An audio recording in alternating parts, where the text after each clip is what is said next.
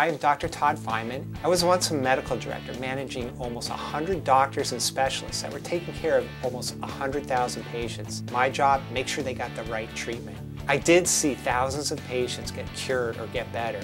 Then I also saw way too many patients get the wrong diagnosis, get an unnecessary surgery, actually get the wrong treatment. That's why I've dedicated my career to getting evidence to the people. The evidence that proves what is the right treatment for each unique patient. So here's the problem. Evidence that is easy to use and understand is only available to medical societies, drug companies, the government, Medicare. Patients do not have access to this evidence. Why not? Because patients, consumers, are not demanding access to this data. Take a really hard look at why patients don't ask their doctors for evidence when they're given a prescription for a medication that they have to take for the rest of their life. Why patients who are diagnosed with cancer don't ask their doctors for survival data.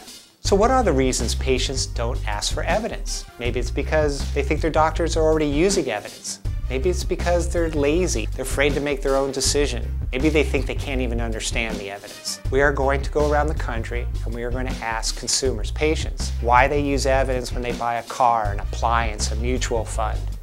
But they will not ask for evidence when their doctor makes a recommendation. And most importantly, we're going to try to figure out how to change that behavior, to get people from being addicted to opinions and to get them to say, show me the evidence.